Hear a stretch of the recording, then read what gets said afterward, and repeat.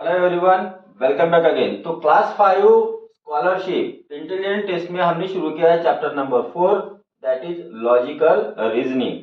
इसमें हम पहला पार्ट देख रहे हैं जिसमें एज के ऊपर के एग्जांपल्स को हम सॉल्व कर रहे हैं। तो इसमें हमने एक्सरसाइज 4.1 जो है नवनीत के बुक से इसके पहले क्वेश्चन 1 से 5 तक के क्वेश्चन सॉल्व किए। तो अगर आपने वो वीडियो मिस किया तो उसके लिंक आपको इस वीडियो के डिस्क्रिप्शन में मिल जाएंगी। आज हम इसी एक्सरसाइज को कंटिन्यू कर रहे हैं। देखते हैं क्वेश्चन नंबर 5 से आगे। लेकिन उसके पहले बता दूं कि अगर आप मेरे चैनल पे नए हो तो प्लीज चैनल को सब्सक्राइब करो, बेल आइकन को प्रेस करो, वीडियो अच्छा लगे तो लाइक करो और अपने फ्रेंड के साथ शेयर करो। देखते हैं question number 5। 7 years ago Sanika and केतकी's टोटल एज वाज 30 years। यानी 7 साल पहले सानिका का एज और केतकी का एज को अगर ऐड करेंगे तो वो आ जाता है 30 इयर्स। ये बात है 7 साल पहले की।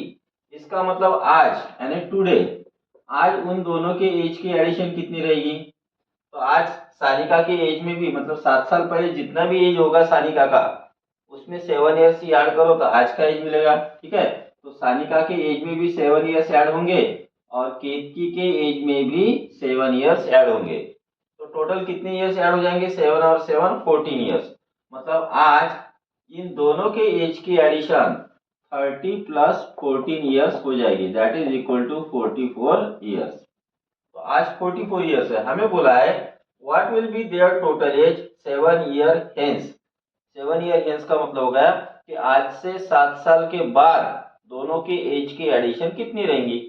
अब आज 7 साल बाद फिर से दोनों के एज में 7 7 साल बढ़ जाएंगे, यानी दोनों की मिलाकर 14 इयर्स बढ़ेंगे। ठीक है, तो आज अगर 44 इयर्स है तो 7 साल के बाद इसमें 14 ऐड करो तो हमें मिलेंगे यहाँ पे 58 इयर्स। तो which option 3 is correct answer. देखते हैं question number 6। The sum of ages of mother, father and son 3 years ago was 73 years। मतलब 3 साल पहले मदर का एज प्लस फादर का एज प्लस सन का एज, तो तीनों के एज की एडिशन 73 इयर्स थी। ये बात है 3 साल पहले की। तो आज हमें क्वेश्चन में बोला है कि what will be their age is 5 years later. तो 5 साल के बाद तीनों के एज की एडिशन कितनी रहेंगी? तो 5 साल के बाद निकालने तो पहले आज कितनी है वो फाइंड करनी पड़ेगी। ठीक है, तो आज मीन्स टुडे, आज तीनों के एज की एडिशन कितने है वो फाइंड करना है। तो 3 साल पहले तीनों की एज 73 इयर्स की सम। तो आज जो है मदर का एज भी 3 साल से बढ़ जाएगा, फादर का एज 3 साल से बढ़ जाएगा और सन का भी एज 3 साल से बढ़ जाएगा। तो टोटल कितने इयर्स बढ़ेंगे?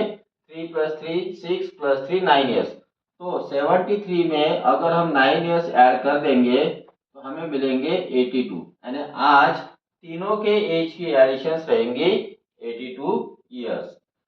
हमें बोला कि 5 साल के बाद कितने रहेंगे। तो आज आज 82 इयर्स है, तो 5 साल के बाद हर एक की एज में और 5 5 साल बढ़ेंगे, यानी मदर के एज में 5 साल बढ़ जाएंगे, फादर के एज में 5 साल बढ़ेंगे और सन के एज में भी 5 साल बढ़ेंगे। तो हमें चाहिए एडिशन, तो तीनों को अगर ऐड करेंगे तो आता है 15।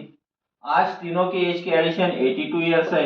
5 साल के बाद कितनी रहेंगी? तो 82 में हमें 15 को ऐड करना पड़ेगा। सो हमें मिलेंगे 97 इयर्स। तो विच ऑप्शन?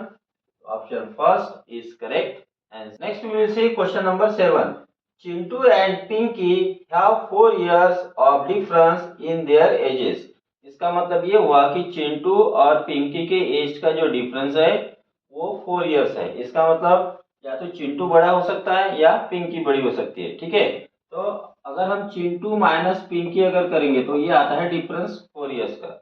अगर पिंकी बड़ी है तो पिंकी के एज में से चिंटू का एज माइनस करेंगे तो 4 years रहेगा। कौन बड़ा है वो हमें पता नहीं है।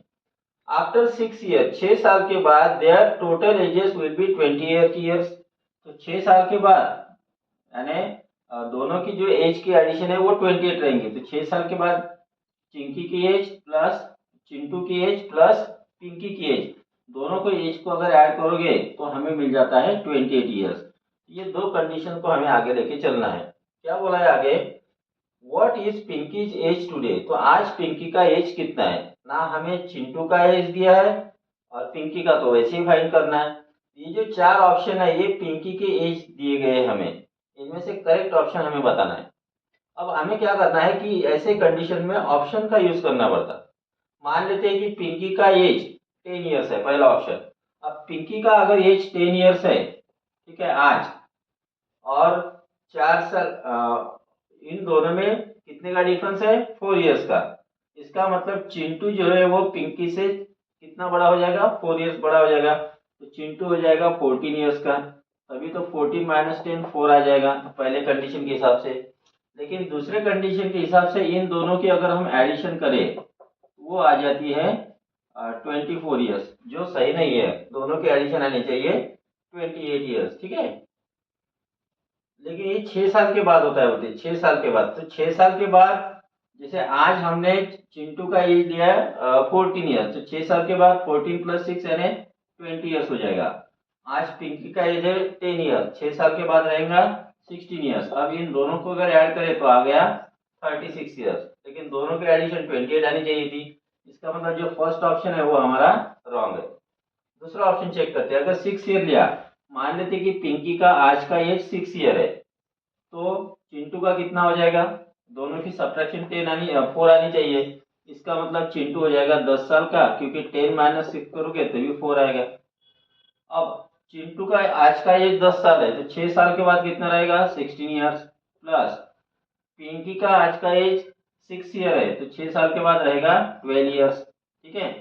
तो अब इन दोनों को अगर ऐड करते हैं तो 6 प्लस 2 हो जाएगा 8, 1 और 1 हो जाएगा 2। तो 6 साल के बाद इन दोनों के एज की एडिशन 28 आती है, जो यहाँ पे हमें दिया है, यानी option number 2 is correct answer. Next देखते हैं question number 8। Total ages of Kavita, Savita and Salma 4 years before was 28 years। तो 4 साल पहले कविता का एज प्लस सविता का एज और अगर हम सलमा का एज, तीनों का एज अगर ऐड करेंगे तो हमें मिलती है एडिशन 28 ईयर्स। ये है 4 साल के पहले की बात।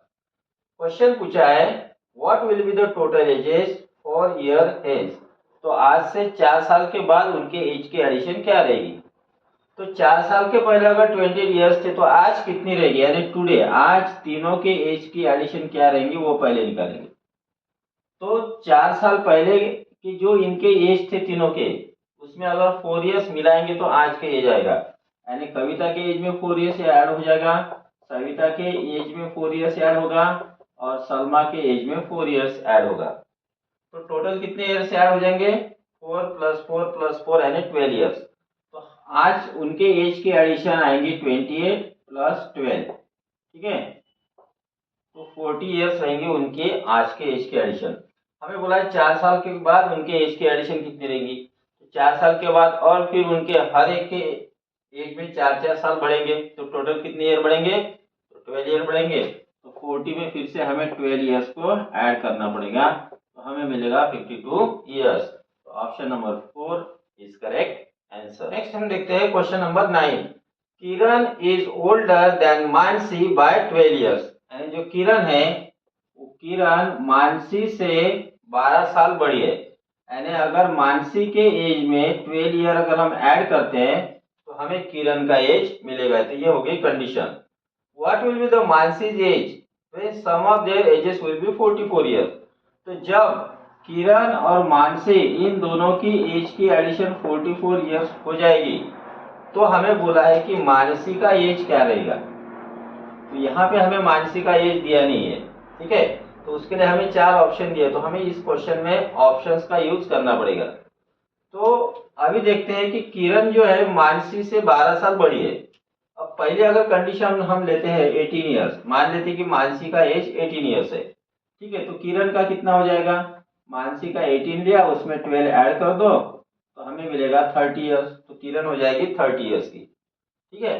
अब हमें बोला है 44 ईयर्स, जब दोनों की एज की एडिशन 44 ईयर्स हो जाएगी तो मानसी का एज कितना रहेगा। अभी मानसी का एज तो हमने 18 लिया था, है ना। अब किरण का एज 30 है और मानसी का एज लेते हैं 18, तो इनकी एडिशन जो आ जाएगी वो होगी 48। तो इनकी एडिशन आनी चाहिए थी 44। इसका मतलब मानसी का एज 18 ईयर्स नहीं हो सकता। दूसरी कंडीशन लेते हैं, 16 ईयर्स लेते हैं, ठीक है।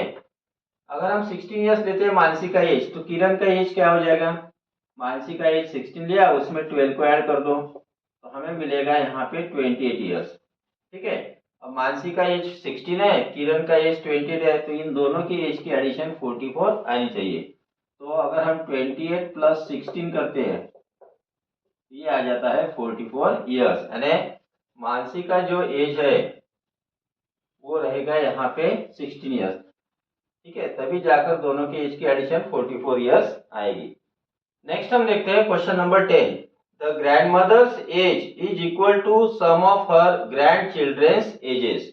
तो ग्रैंड मदर का एज जो है, ग्रैंड मदर का एज, तो यहाँ लिख लेते हम ग्रैंड मदर का एज इज इक्वल टू उसकी जो ग्रैंड सन है, मतलब ग्रैंड चिल्ड्रेन है। अब ग्रैंड चिल्ड्रेन कितने हमें पता नहीं, उन ग्रैंड चिल्ड्रेन के एजेस के सम के बराबर है।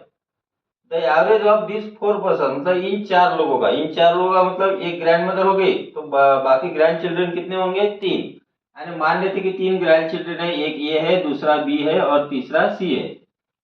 ऐसे मान लेते हैं कि 3 ये इनके नाम है, उसके ग्रैंड चिल्ड्रेन के। तो ग्रैंड मदर का जितना एज है उतना ही तीनों का मिलाकर है यहाँ पे। अब क्वेश्चन ये बोला है कि चारों का एवरेज 45 ईयर्स है। एवरेज क्या होता है? देखो, एवरेज इज इक्वल टू, आपने अगर एवरेज नहीं हुआ तो समझ लो पहले, एवरेज इज इक्वल टू होता है सम ऑफ नंबर्स, जितने भी नंबर्स है, जैसे 3 नंबर है तो 3 नंबर को ऐड करो upon total number. Total number यानी जो 3 नंबर है तो 3 हो गया टोटल नंबर। तो इस तरह से हम इसका एवरेज निकालते हैं। अब हमारे पास एवरेज दिया है, टोटल नंबर 4 है, एक ग्रैंड मदर और 3 ग्रैंड सन, तो हमें मिलेगा सम ऑफ एजेस, एजेस की सम मिलेगी। तो सम ऑफ एजेस हम यहाँ से पहले फाइंड करेंगे। तो सम ऑफ एजेस यानी चारों के एज मिलाकर कितने हो जाएंगे, ठीक है। Sum of ages is equal to क्या होगा? Average into total number. Sum of ages का फार्मूला होगा एवरेज मल्टीप्लाई टोटल नंबर। अब एवरेज की जगह और कोई आ सकता, मतलब एजेस की जगह कोई कुछ और दूसरा कोई आइटम आ सकता है, ठीक है। तो आप ये ध्यान में रखना चाहिए कि sum of numbers equal to average multiply total number होता है। अब एवरेज कितना है हमारे पास? 45 है, टोटल नंबर 4 है, इनका प्रोडक्ट करो, 4 और ये 80, 180 आ गया। तो चार लोगों के एज के एडिशन मिलाकर 180 आ गई।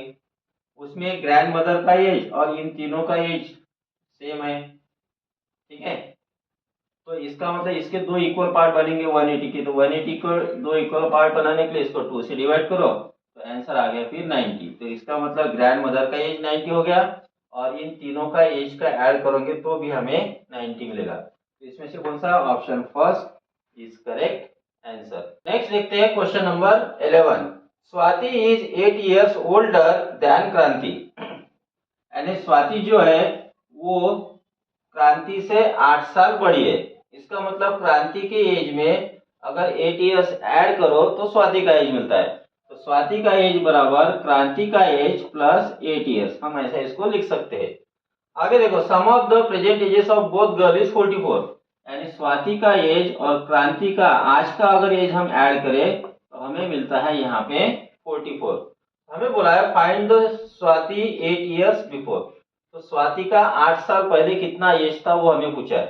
अब ये जो, तो यहाँ पे जो एजेस दिए हैं ये 8 साल पहले के एज है स्वाति के, ठीक है। और हमारी जो कंडीशन है कि आज दोनों के एज की एडिशन 44 आनी चाहिए। अब देखते हैं इसमें आप या तो एक एक ऑप्शन लेके करो, एक एक ऑप्शन लेके ही करना पड़ेगा, क्योंकि यहाँ पे ना तो स्वाति का एज दिया है और ना ही क्रांति का एज दिया है। तो मान लेते हैं कि 8 साल पहले स्वाति का एज 52 ईयर्स था। तो 8 साल पहले अगर 52 था तो आज कितना होगा, उसमें प्लस 8 ईयर्स ऐड कर दो तो 60 हो जाएगा, ठीक है। तो क्रांति का भी कुछ ना कुछ एज रहेगा, तो दोनों के एडिशन में जो है वो 44 नहीं आती है आज के टाइम में। तो ये जो फर्स्ट ऑप्शन है ये वैसे ही नहीं रहेगा। तो इसमें क्या करो, आप सेकंड ऑप्शन लेते हैं। मान लेते कि 8 साल पहले स्वाति का जो एज था वो था 36 ईयर, तो आज कितना हो जाएगा, आज उसमें 8 ईयर्स ऐड कर दो, ये हो जाएगा 44 ईयर्स। अब दोनों के आज की एज की एडिशन 44 आनी चाहिए, तो ये अकेली का ही 44 आ रहा है, ये ऑप्शन 2 भी यहाँ पे नहीं हो सकता। उसी तरह से थर्ड भी नहीं रहेगा। तो हम यहाँ पे इस तरह के क्वेश्चंस में सबसे जो छोटी नंबर है उसको पहले लो आप। तो मान लेते कि 8 साल पहले स्वाति का एज 18 ईयर्स था, ठीक है।